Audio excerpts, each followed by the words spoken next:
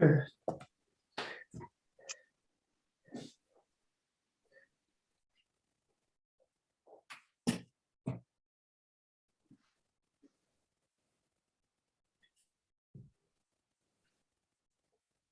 everybody. Welcome. Hi. Hello. There we go. All right, we're just waiting for a few more people to hop on and we will get started. And we are not going to take too much of your time here tonight. Tonight's going to be jam-packed, full of information, as well as application for your next home buyers process. So if everybody can be able to turn their camera on, that would be awesome. And we'll be able to get started in just a couple minutes here. Hi, Brandon. Hello, Asafash. How are you? How are you? I'm good. I'm good. Thank you for Hi, the announcement anyway. That was great. You bet. Good seeing you, Sarah.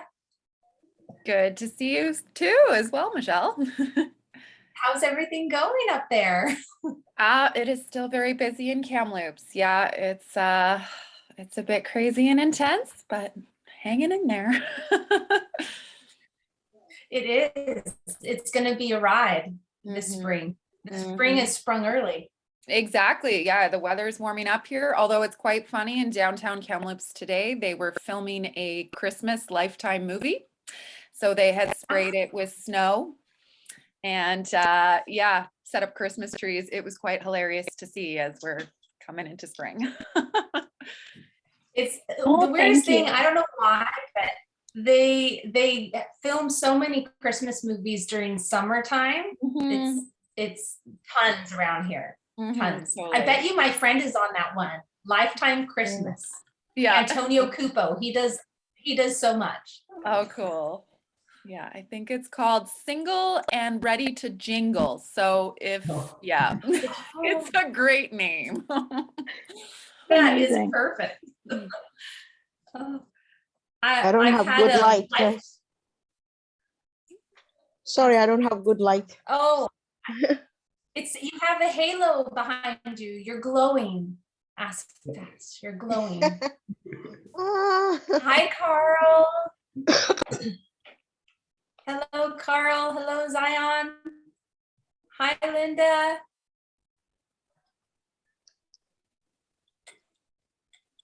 All right. Sorry about that. Good evening to you all. From Vancouver, Good evening. Burnaby to be precise.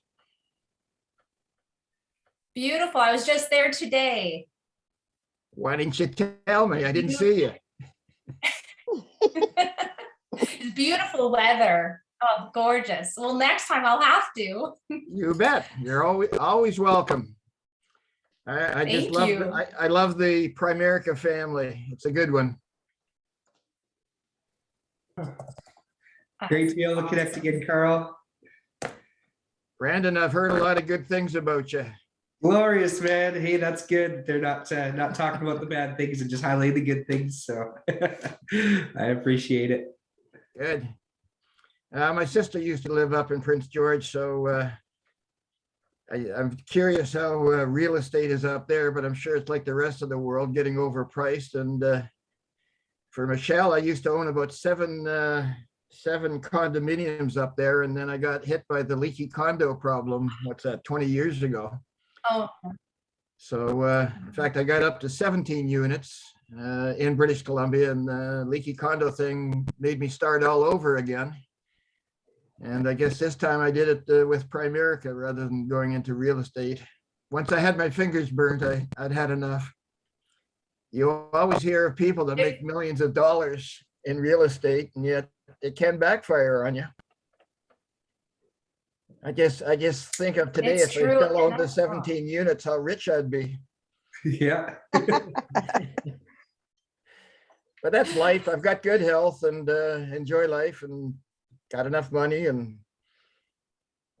I guess I'll tell a little bit of my story. As I survived a helicopter accident north of Kamloops. I think it was called Clearwater, BC. Oh, wow. Yeah. And I was surveying as a summer job as I was going through college at UBC, and we got midsummer, and we got to the top of a snow-capped mountain. I think it was called Mount Clearwater as well. And the snow got pushed into the engine with a supercharger, and the engine quit. No. So gravity wins, by the way. And we hit the mountain pretty close to the top, and we rolled it for about, and I'm guessing nobody's ever measured it, probably for about 3 to 6 blocks, you know, if you're talking city. And the bubble was all gone, the rotor was all gone, everything was gone except for we were strapped to the engine. And thank God it was a snow-capped mountain, because I think if it was rocks, I wouldn't be telling you this story. No.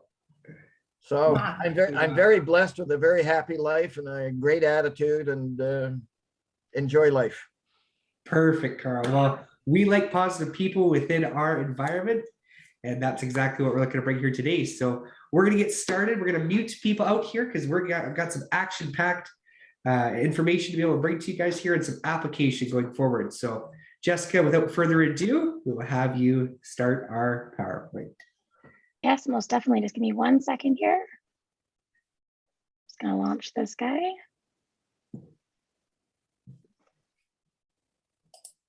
What a story, Carl. That's just amazing. Absolutely amazing. And that attitude of yours, wow. And you can just see such life in you, even through the Zoom video and what you've been through. And you know what? You got back up on that horse, right? and you got through everything. Amazing. Thanks for sharing that. I want to say welcome everyone, and hello everyone. We are so excited about tonight. This is our first home buyer seminar in our Real Estate Wise webinar series.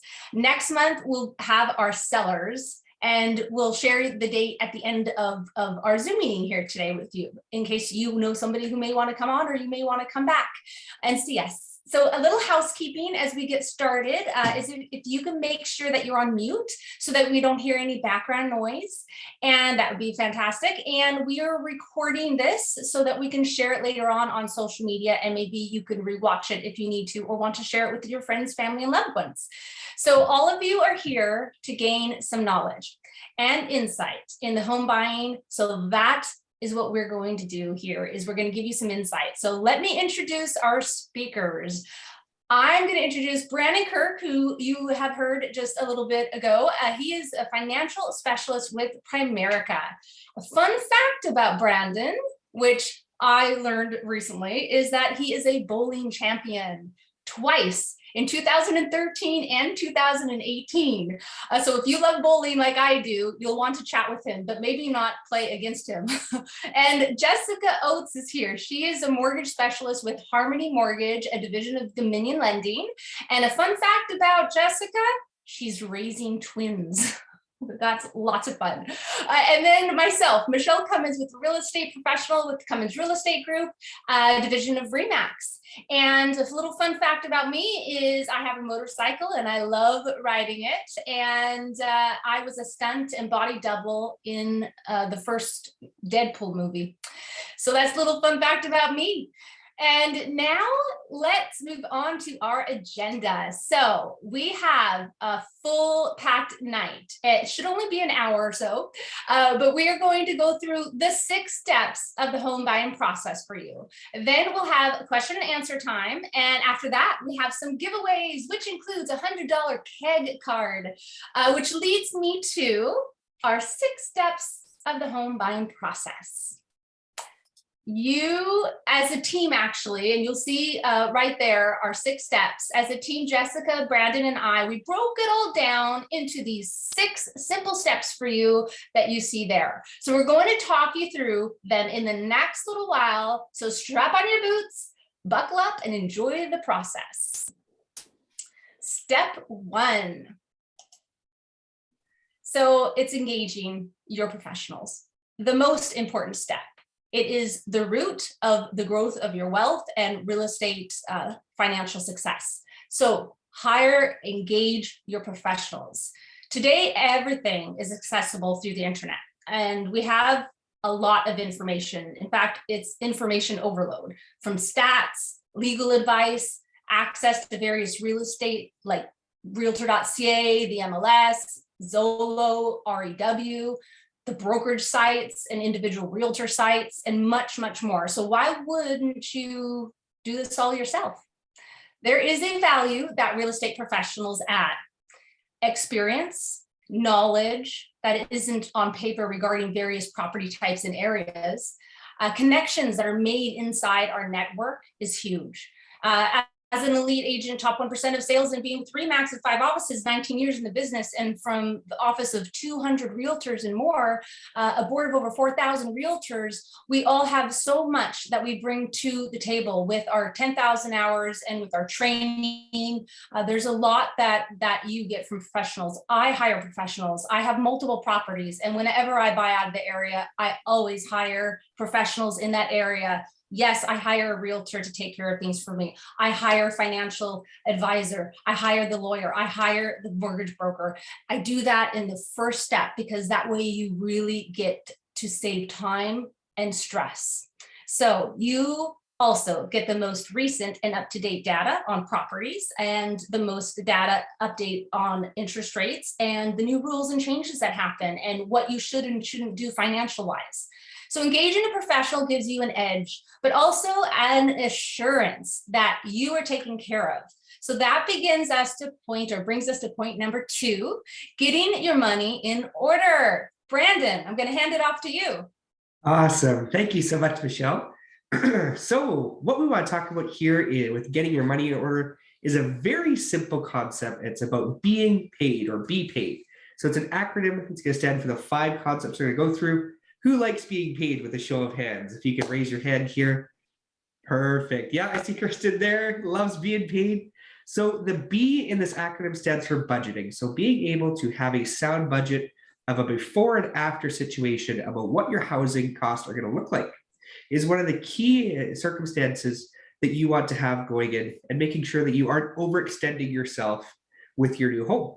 P is going to stand for protection. So making sure that you do have the right protection going into the purchase, making sure that your insurances are all in order prior, and that you do indeed have the sound life insurance product going into it, and then making sure it's sufficient afterwards for the purchases there. A stands for assets, and this is where we can be super savers, but we ultimately want to be able to have every asset available for our down payment and knowing where that's going to come from. Not everybody has all their eggs in one basket, so that's where we want to make sure that we have enough eggs so when we come to the purchase time, we're not cracking under the pressure. I stands for income, so making sure that our income is able to sustain the payment, and when it comes to the qualifying process, that we do indeed have the income to be able to sustain that. One gold rule is that for every $20,000 of household income that you have, you would be able to qualify for $100,000 of mortgage. Lastly, and this is one of the things that ravage here at Canadians, is D, which is debt, and making sure that we have the most efficient way to be able to pay off your debts and make sure that your assets are increasing and your debts are declining. So at this time here, now that you've got your money in order, I'm going to pass you off to Jessica for the next step. Thanks, Brandon. So the next step in the process, you'd be looking at getting pre-approved. So this would start with you filling out an application that I would review. Then I would complete an income verification. And this means I would request income documents that reflect your employment type. And once I verify your income, I'm able to let you know your maximum purchase price, as well as submit a rate hold that is good for up to 120 days. Depending on the type of employment that you have, the documents I would request to verify your income can differ. For a standard employed person, you would need your most recent pay stub, your last 2 years of T4 and notice of assessment documents from the CRA, as well as a letter of employment, just to show that you are actually employed. Some lenders may also ask for proof of deposit, which would be a 30-day bank statement showing that your income is actually being deposited into your account. And especially right now, due to the pandemic, even though it might be slowly petering off, but it's still very much there, they do want to make sure that you are still receiving your income, hence the bank statements. The next thing we look at is stress testing. So then we would be completing your pre-approval process at the higher stress test rate of 5.25. So even though rates right now are still, in the mid 3s, we would have to stress test you at the higher rate to make sure that if rates were to rise, you'd be able to handle the payment with your current employment and income. The third thing that we would do during the pre-approval process is your credit check. So when completing the pre-approval, we do a credit check on any borrowers on the file, which allows us to see any debts you may have. We use these debts on the application to help us balance ratios known as the gross debt service ratio and the total debt service ratio. These ratios help ensure that you're not spending too much of your income on your potential mortgage payments, when including all your other monthly debt payments. The last portion that the mortgage broker would do would be your down payment verification. So this means that we're looking at a 90-day bank statement showing your funds sitting in a Canadian account for a minimum of 90 days. If you have different accounts where your down payment is sitting, you do not need to condense your funds into a single account. Since we need to explain any large deposits or transfers, you will just end up sending all the bank statements anyways, and it's much easier just to leave them where they are. And we don't pull out any funds in these 90 days either. Everything just stays sitting. We submit the bank statements, and then you get to go and do the next super fun thing, which is shopping for a house. So Michele, take it away. This is my favorite part. Step 3, home search. It is the funnest part of this process. Who likes to go shopping, right? Amazon account. I love it. Well, this is where we get to go shopping for an actual house, brick and mortar. It's the roof over our heads. And there's so much design, so much to choose from, so many different areas. Where do you start? What do you do? The most important part of the shopping process, in the initial part, identifying your needs and wants. You've got to identify those. You got to think of your hobbies. You got to think of, what do I like doing? I always tell my buyers, imagine yourself living in the home, living in that neighborhood, living in that area. Imagine yourself living weekends, having holidays there. That really helps. And as it's a process, sometimes you don't know what you don't know you want. But identifying it and your needs and wants helps the process go smoothly. And that's what I do. I sit down and listen to your needs and your wants. I help you identify the criteria and enter that data into a system called collaboration. It's a tool. It's this direct line to the real estate board. So you see listings as soon as realtors see them, and you see what they sell for. And it's a communication device between you and me. And it's a great way to not miss out on every new listing that gets out there. So we crack down what you like, what you don't like. We figure that out. So at nighttime, when you're on your iPad, you can scroll through the homes that you like or dislike and give me feedback. I look at your comments, because when you write a comment on it, it directly emails me. So it skips the step of you then having to reach out to me as well. I start looking at the property, all the information about the property. Is there an offer on it? Are they waiting to view offers? Is it a past grow up? Is there any material latent defects? Any of this stuff I look into for you before we actually go have a look at it. I see, is there a virtual tour? Is there drone video? Is there any product, any documents, any information about the property that I can quickly and swiftly give you before you actually take the time to physically go there? So a tour is usually 3 to 4 houses at a time when we go out, not less than 2 typically. Then we get into an offer situation. Now, an offer situation, you find your dream house, you love it, you want it. Don't get too excited, because we now have to put in the offer and negotiate it for you, which leads me to the next step, step 4, negotiating the offer. So this is fun for me. I'm a certified negotiating specialist, actually. So at this point, you have identified your dream home and you want to pull the trigger. So I do CMA, that is a comparative market analysis. So it's looking at comparables, it's looking at examples of recently sold and active listings, as well as specific stats on that property's neighborhood, size of house, age of house, and more things to pinpoint the average current prices of properties like the one you are thinking of purchasing, which helps you determine the best price and have confidence in the price that you're going to pay. And then we negotiate. So I am a certified negotiator, as I mentioned to you. So it's a lot of fun for me, but I know the dynamics of the human nature, the psychology of humans, and the best ways to get what you want.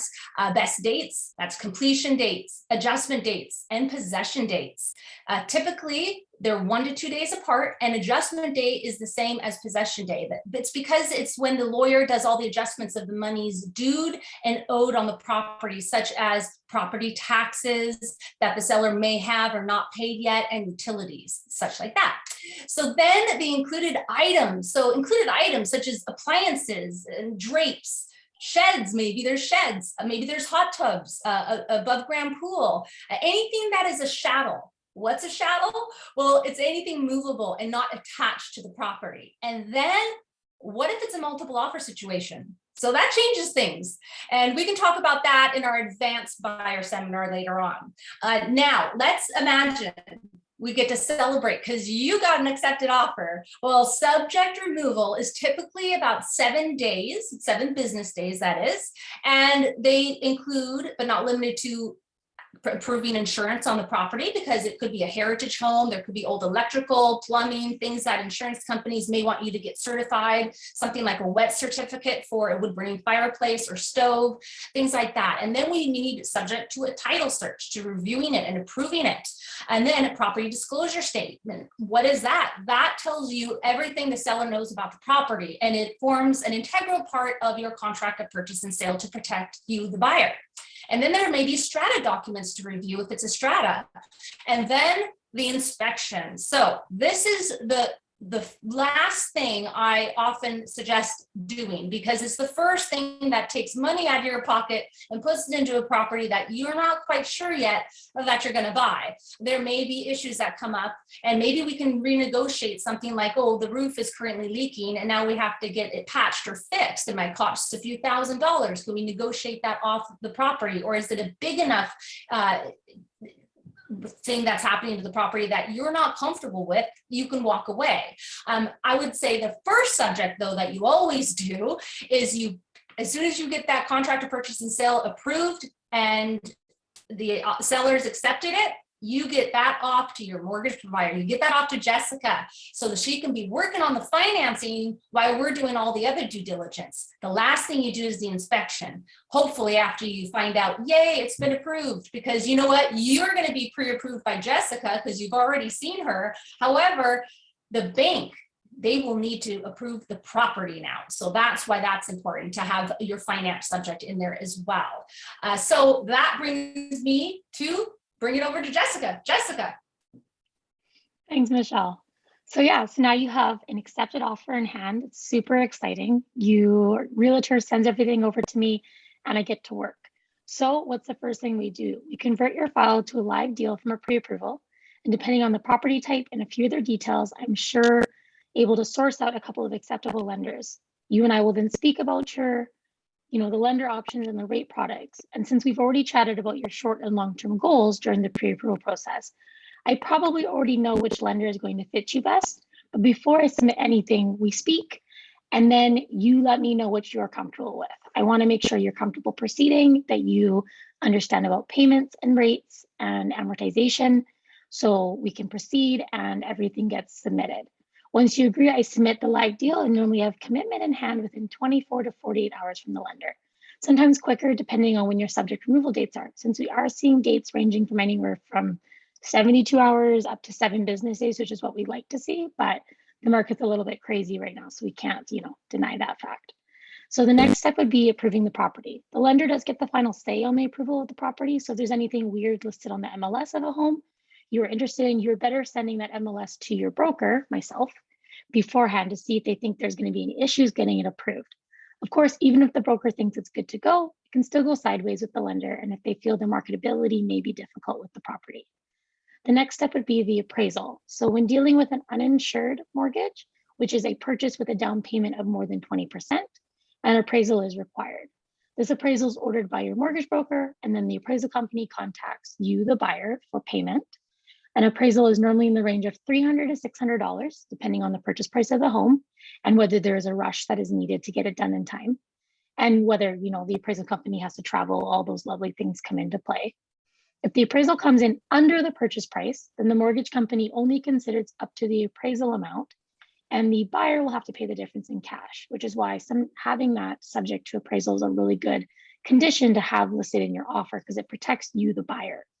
Currently, we are seeing appraisals though support purchase prices, even with the higher purchase prices. So that is great news for buyers because there's not really that concern, but it is definitely something that I've seen before. We want to make sure that you are protected. The last thing to consider when looking at buying the property and having that live deal is if there's going to be any rental income coming in off the property. So if there's potential renter income from the property you're interested in, this is considered a mortgage helper, as we're able to include a percentage of that rental income on the application.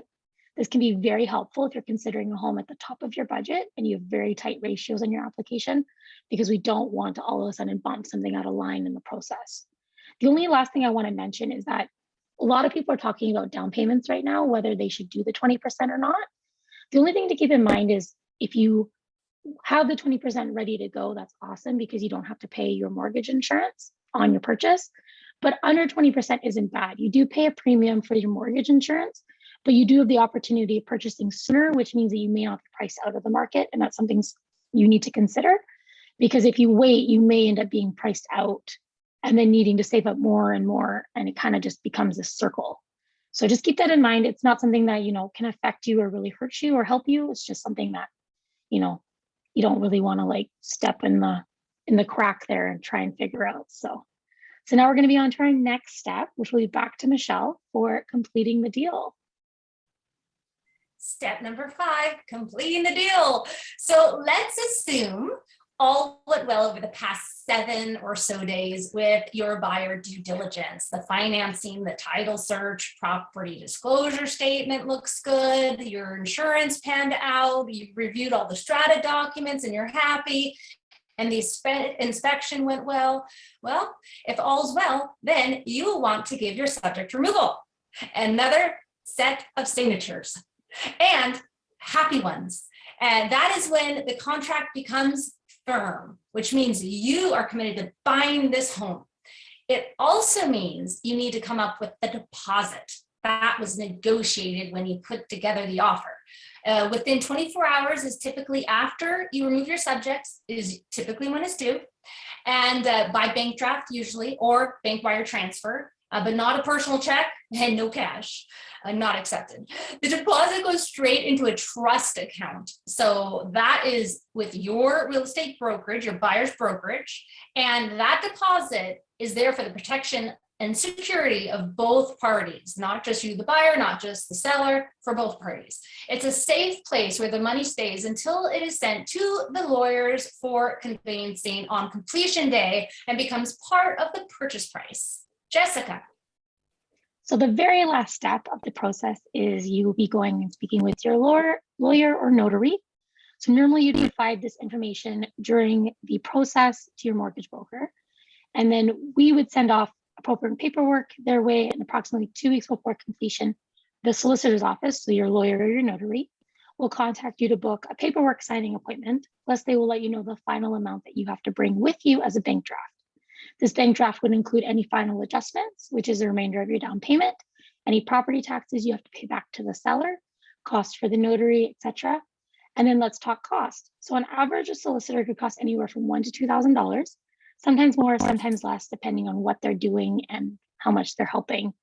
And if they're, paying off anything in the process, it's all kind of a matter of their business. We have lots of people that we use locally and we can always make suggestions. So if you ever have questions about that, just ask. And now we're going to be on to the last step, which is back to Brandon. Step 6. Awesome. So at this time here, this is where you now have a newfound asset and a newfound debt. So that's where we want to make sure we are putting in place the proper insurances. So in this case here, you have the option of getting mortgage protection plan or a sound term life insurance plan. So there's 3 main reasons to choose the sound term life insurance plan over the mortgage protection plan. The first is that the cost. So when it comes to the cost here, you'll have the same costs for the full 25 or 30 years of the amortization versus the 5-year with the mortgage portion. So that's where the renewal could potentially happen 5 times, and on renewal, it does get more expensive. So for the sake of your pocketbook, making sure you get your sound term life insurance set up is going to be the first reason. Second reason is that you actually get to choose who the beneficiary is with your term life insurance product versus having to have the bank as the beneficiary. So in this case here, the best option may not be to fully pay off the mortgage or pay off the home. If you go with the term option, you have that option to decide with your beneficiary who you want to make the payments here. And then the third thing is that with term insurance, there is pre-claim underwriting versus post-claim underwriting. So think about this here. If you were to get in a car accident, you decide who's at fault afterwards. With life insurance, you can't really go to court to find out who is at fault because at that time you have already passed away. So if you're going to pay for something, that's where you want to make sure you have 100% guaranteed coverage.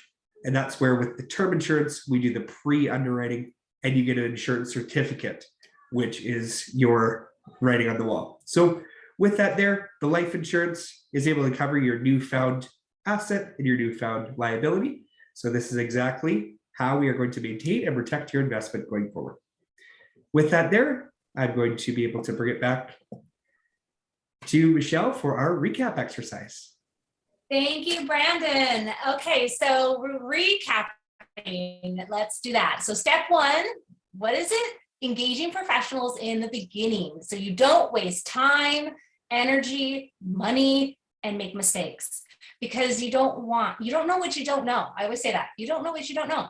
Step two, who do you talk to? Well, Brandon, to be sure you are financially ready, and if you aren't, he will help you get there. Step three, call me. I will set you up on a direct link to the real estate board for your wants and needs and area you are looking in. No matter where you are wanting to buy in the world, Sarah's here from Kamloops. I can set you up with the right real estate professional to help you in that area. So again, just call me. Step four, negotiate that offer and get it accepted. Step five, complete the deal. And even though Jessica would have pre-approved you before you went home searching with me, the bank still needs to approve that property you've chosen. Step six, maintain and protect your investment. Be sure you're working with Brandon as your financial advisor. And by taking these 6 steps and engaging us to work for you, you can together, we can help you unlock your real estate and financial wealth potential. So, okay, so that's all nice and good, but you may be wondering, what's the market like right now? Crazy, right? I've been calling this the crazy COVID market, but you also wonder, what are some of the government programs we can take advantage of right now? Because there are some great government programs right now with free money. Yes, I said free. So I wanted to hand it off now to Brandon to please explain the home buyer plan. Awesome. So with this home buyer's plan, we want to talk about what is it and how exactly do you participate in? So the home buyer's program is a program that allows buyers for their first purchase of their home here in Canada to withdraw funds from their registered retirement savings plan to buy or build a qualifying home. So the home buyer's plan allows you to pay back any withdrawn funds within 15 years. So the issue with being able to purchase a home sometimes is the accumulation of the down payment. Think about this here. If you were to put in RSP money, you were to get 25% of that money back in your taxes. That's where you have effectively added 25% to your down payment. So with this here, it's an amazing accumulation program, and that's where it's capped out at $35,000 for a single buyer. And if there is indeed a spouse involved within the purchase, is you're able to pull from the spouse's RSP or a spousal RSP for a total of $70,000 from your RSP home buyers program. On to the next slide. And I will be able to throw us back to Jessica to be able to talk about what is the qualifications in regards to the home buyers process. Coming back to me for the last slide. Thanks, Brandon. So certain conditions must be met in order to be eligible to participate in the home buyers plan. The first is that you must be considered a first-time home buyer. So what constitutes this? Is you must not have purchased a home in the 4 years prior to this home purchase. So you did not occupy a home that you owned or one that your current spouse or common law partner owned. Second, you must have a written agreement to purchase or build a qualifying home. Third, you must be a resident of Canada when you withdraw the funds from your RSPs and up to the time a qualifying home is bought or built. And lastly, you must intend to occupy the home as your principal residence within 1 year after buying or building it. Now back to you, Brandon. Awesome. So now we want to talk about what is available. So this is where we all may be in different stages of what we're trying to buy. So that's where we are looking at existing and new construction, single family homes, semi-detached homes, townhouse, mobile house, condominiums, apartments, duplexes, triplexes, fourplexes, and co-ops and entitled to possess and have equity interests. So the question is, what doesn't qualify? Where does the cap happen here? So once there is more than 6 legal residences within a title, that's where it no longer qualifies for the home buyers process, as that is classified as an investment property. So with this here, that's where basically any property you are looking to attain to actually live in for your own personal use would qualify for this home buyers program. With that there, back on to you, Jessica. Yeah, so these are just a couple websites that might be interesting for you to check out. We've got a couple of the different home insurers, mortgage insurers, so CMHC, Genworth, and then a couple of our references for a bit of the information that we got here. And then our last slide, one of our last slides, is where to find us. So as you know, I'm Jessica, we've got Michele and Brandon, and there's listed our titles and our companies and our phone numbers. If you guys want to take a minute and just snap a picture of this, you'll have all of our contact information, emails and websites. And then now we want to just bring it around and open it up for questions from you guys. So if you want to pop yourself off mute. We don't bite, we promise. If you have any questions, feel free to take yourselves off mute and ask away. And if we've done such an amazing job that you don't have any questions, I'll be thoroughly impressed. All right. Hi, everyone. This is Rosa. Nice to see you. I'm sorry I was working. I just got up and I missed most of it, but I like what you were presenting. Can you hear me? Yes, we can. Okay. Yes, hi, Rosa. Hi. I have a question. For someone who's quite young and they want to buy their first house, obviously, how much really did they need to have? Because I don't think when someone is young, they don't have enough income to qualify for any property in Vancouver per se. But if they were buying, I don't know, maybe in Mission or Maple Ridge, maybe they can find something.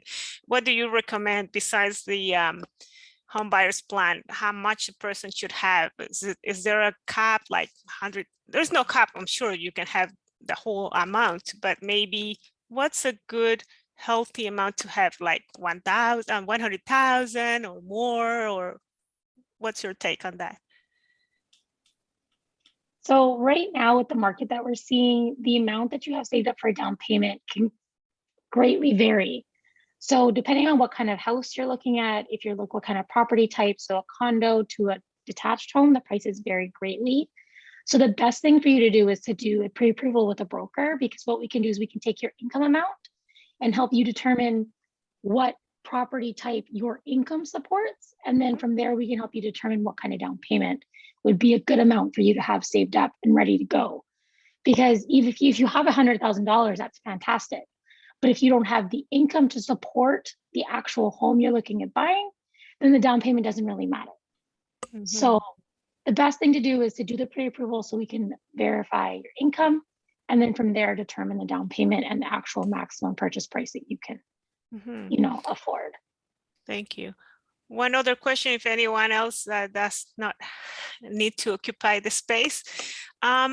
If the person buys a place, I see that you have a couple of mortgage brokers that you listed on the websites in there.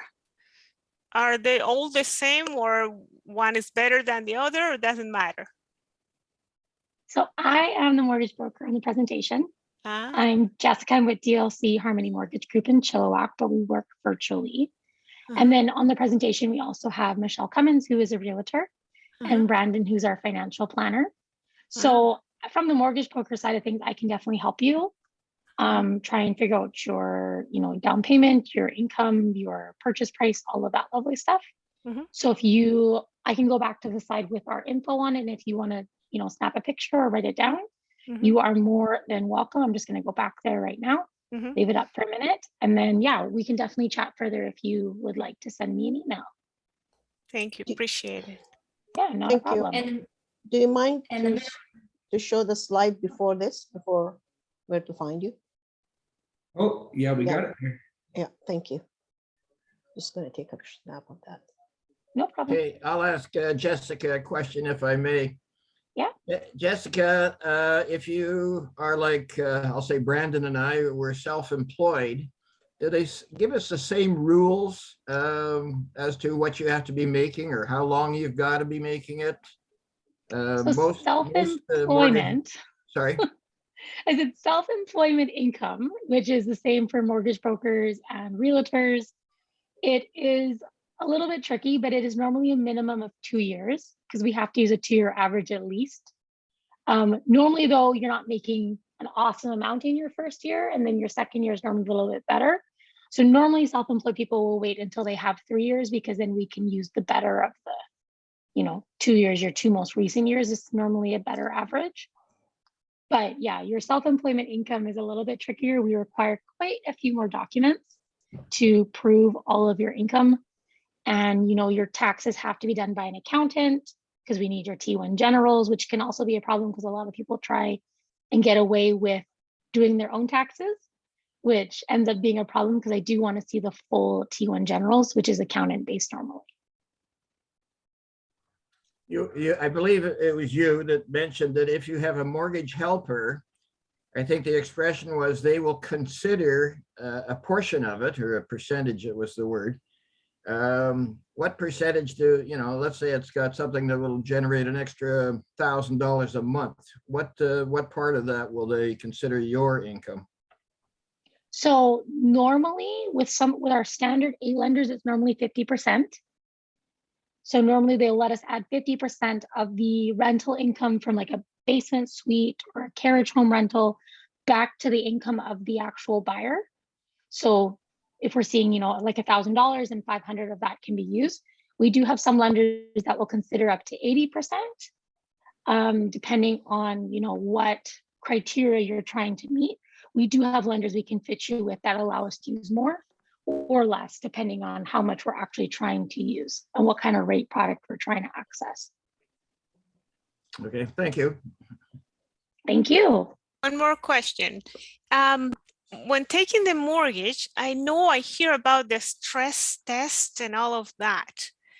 Are people better off taking, since the interest rates are low, but I know they will go up eventually.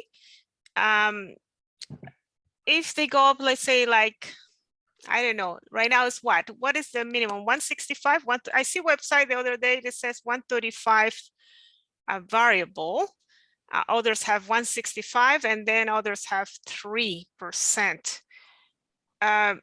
If the interests go like quarter point every time they increase or 50 basis point, is a person better off taking the variable mortgage instead of the fixed one? Because I mean, they might go up, but with all this situation, who knows? Maybe not that much. What do you say? So we are seeing both fixed and variable rates going up right now. Variable rates are based off the overnight rate with the bank, which actually was just raised to 0.5, which raised prime to 2.7. We are still seeing really good discounts off prime for variable rates of normally around -1, which means your rate is sitting at 1.7. The nice thing about variable rates is that if you were to break your term, you're only going to be doing a 3-month interest penalty instead of interest like an IRD penalty, which ends up it could save you tens of thousands of dollars depending on how much your actual mortgage is.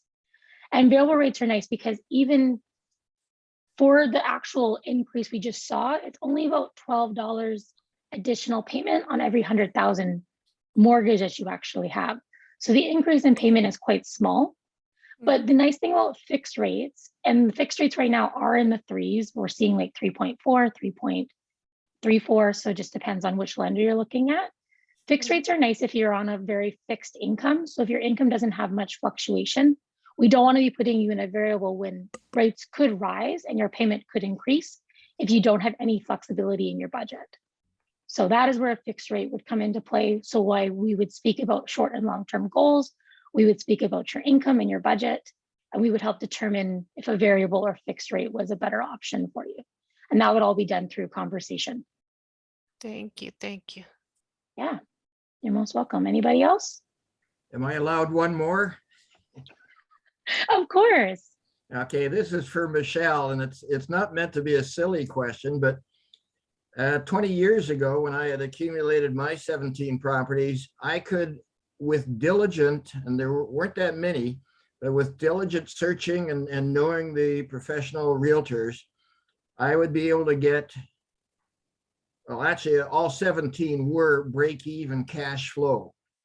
Is that still possible today? Very good question. So here in the Fraser Valley and Greater Vancouver area, it's harder to find cash flowing properties. We're more known for our equity growth. So our equity typically grows 6% a year, at least since the early 1900s, since I've studied it. Of course, this last year, it's been about 50%, and the year before, practically 50%, but we haven't seen a hike like this for a long, long time. So typically it's equity growth that we have here. There's other areas that are better cash flowing areas, but you can definitely get cash flowing, but it's minimal. It's $100 here, you know, $200 there. It really depends, especially with all the new rules with the rent holds. And now with the minimal amount that you can raise it, this year it's only 1.5% that you can raise your rent. So if you look at appreciation and what you can invest that money in, you know, 1.5% raise in your rent doesn't really even cover really a lot of the utilities and all the extra costs that are going up as well. So we'll see what happens with that. But equity growth is really good here. But yes, you can find cash flowing properties still. If you can find them, let me know. I will. Okay, well, I'll get your contact information.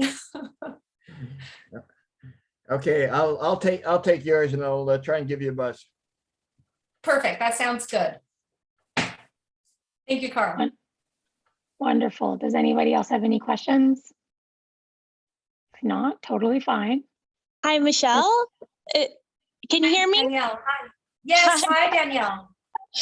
Hi. So this might be a little bit of a weird question. I know we're working with you right now, but since we're about to go purchase our very first kind of house on our own, my young family, I'm just wondering, is there, in your opinion, any properties where, you know, you walk into and you immediately maybe turn to your clients and say, you should definitely walk away from this? Like, is there anything that kind of stands out to you where you're like, stay away from a property like this or something like that? Yes, there are those times, because too, your buyer's agents, we're responsible for making sure that you get that you know any material latent defects and issues, and I always ask buyers to, and I know you're buying out of the area, Danielle, so I don't get to help you with your home search. However, the neighborhood, the area, all of that may matter to you. The future, what if something behind it is going to all of a sudden be developed into low-income housing, and you're buying a property right there where your fence is going to be, you know, certain things that you may not want.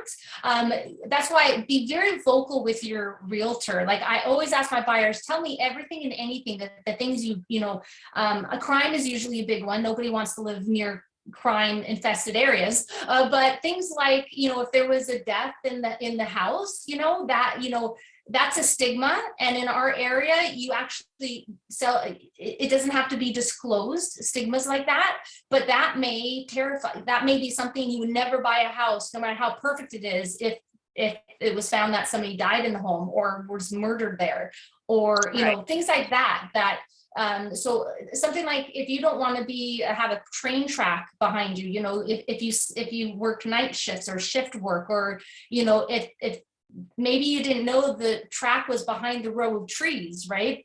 And you didn't do a Google Maps search, but your realtor could find those kind of things out. There's all sorts of things that we can look out for you if we really know who you are. And that's why it's so important for the relationship between your realtor is a close one, because this is your home, and we do need to know everything that matters to you and your hobbies, so we can look out for places like, if you like playing tennis, oh, there's a park with a tennis court, a block away, things like that. But yes, I have had homes where I've gone through and I'm like, I wouldn't buy this home, and these are the reasons why.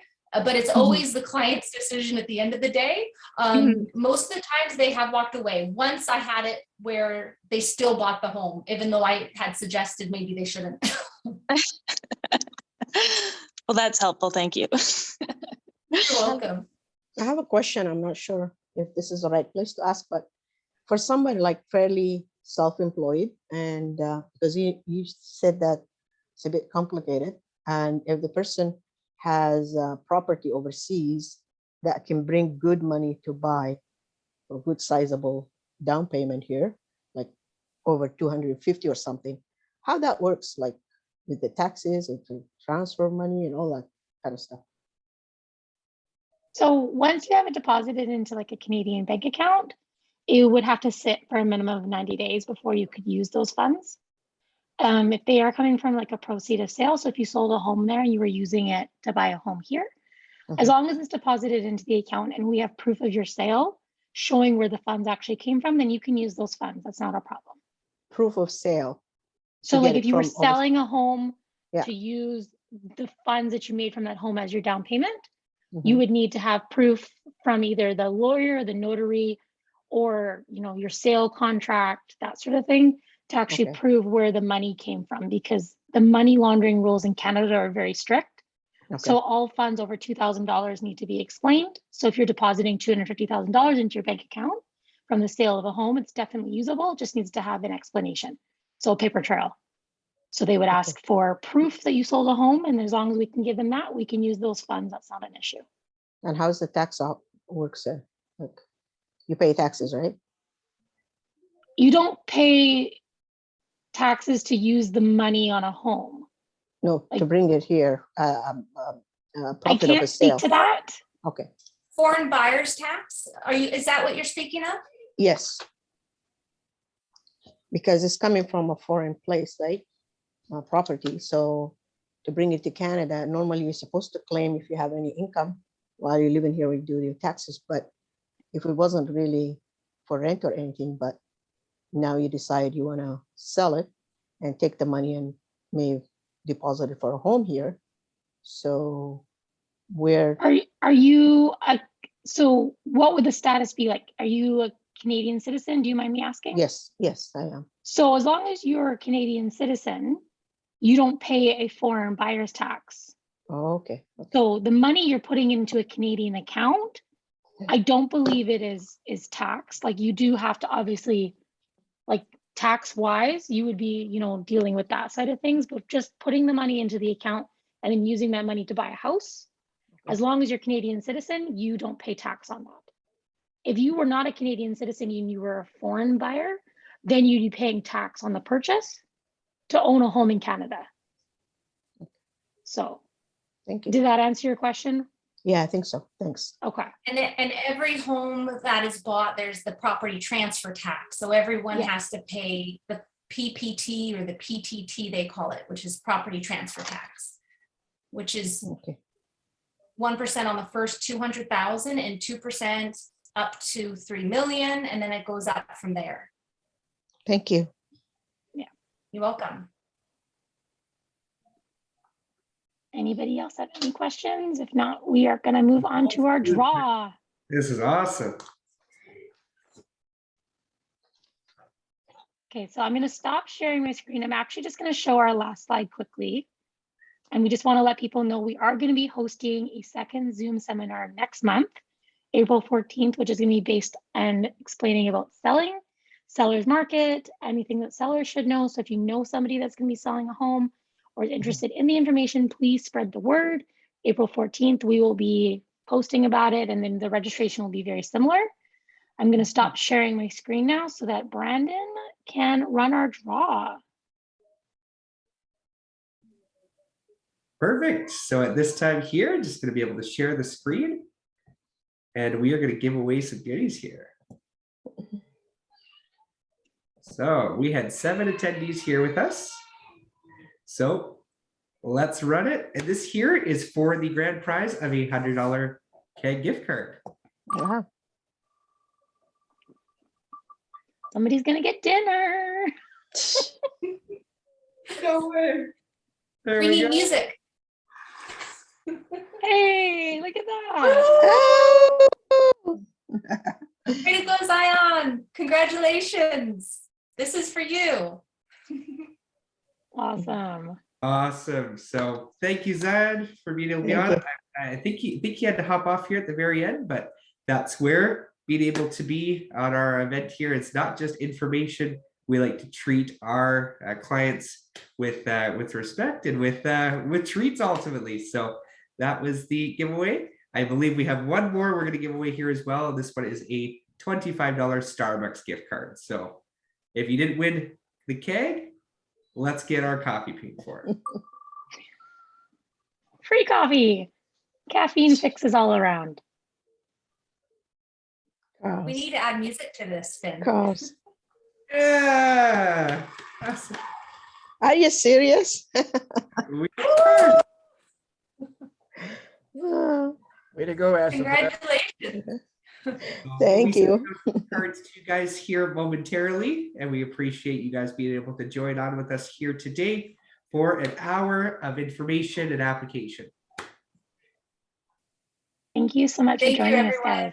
Thanks for putting Thank it you. on, Brandon. Thank you all. And Brandon, I'll be the rest. calling you. Sounds good. Look forward to it, Aspesh. Thanks. Thank you, everyone. Have a good night. And Thanks. Michele, you Bye, find me, Rosa. you find me a cash flow one, okay? I Gotta will, work cut Carl. out for her. Challenge is Gotta on. work. You know I like challenges. I'll find you one. I'll find you more than one. Carl, I'll be your renter. Sounds good, Rose. Me too. Oh There you dear. go. I'm gonna See you fill it guys. up here with Primericans. Then we can write it off as an office. Yeah. That's right. Yeah, RVP office. RVP Carl. All right, Anyway, guys. a pleasure Take care. meeting Good you night. all. And Good night. if you're down near Burnaby, Metrotown, please let me know. Love to meet you. And I wish you all Will do. success. Thank you. You It was lovely too. meeting you. Let's go Bye. and have a grand year, a great year, best one yet. Thank you. You too. Okay, you all take care now. Bye. Bye-bye. Bye. Thank you.